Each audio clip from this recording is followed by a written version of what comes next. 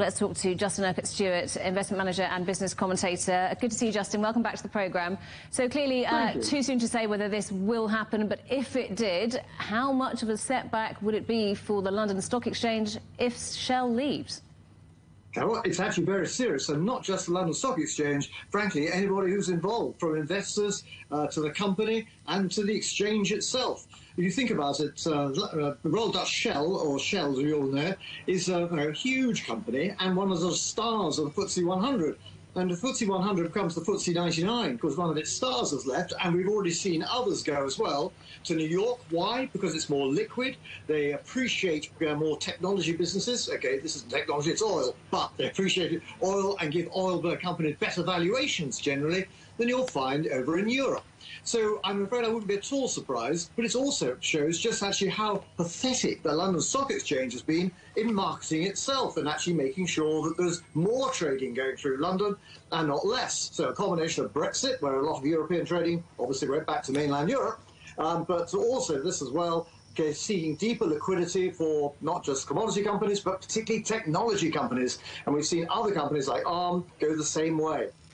So looking back 3 years ago, Shell considering a dual Dutch-Anglo listing, which it scrapped. At the time, it said considering the US listing was a bridge too far. So what's changed? Well, actually what's changed is, A, we've had obviously Brexit, but also in terms of the valuations. You look where the London market has moved over the past year, and the answer is, well, no, very exciting, really, but compared to America, not just the NASDAQ, which is more dynamic, the S&P 500, which is broader, but they've moved more dramatically. You get more trading, more push for price, and therefore you see price hikes going on, and so that's good news for the company and their shareholders. So this is always going to be bad news for shareholders in Britain, because if you're going to be losing a large company like Shell, which pays a very good dividend, a yield, remember those yields compounded over time is how you actually make long-term wealth grow. And if you lose someone like Shell off that, well, that's going to have a big impact on it. And add a few others to that, and the future growth companies, which will be those technology businesses, then rather being in New York than London, London needs to wake up and actually realise that if it wants to go out and actually attract these businesses, it's got to make sure it's getting more investors in, more money coming in, and it goes out and markets a market. A stock market is a market, just like any other. If it decides to sit in the corner with a sack on its head, fun enough, everyone ignores it.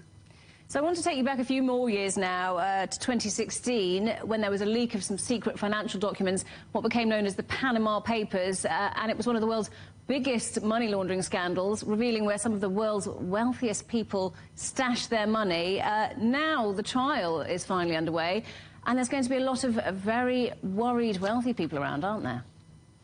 There are indeed, because I mean the money wasn't just sitting in those accounts because it's a nice place to go on holiday. No, it's going there because it's actually avoiding, or rather evading, tax and reporting to various authorities. So whether it's actually just taxation issues or whether it's actually money laundering, which is a very good chance they'll be linked to that in some way, there'll be a lot of very nervous people indeed, desperately trying to change their names before anyone notices.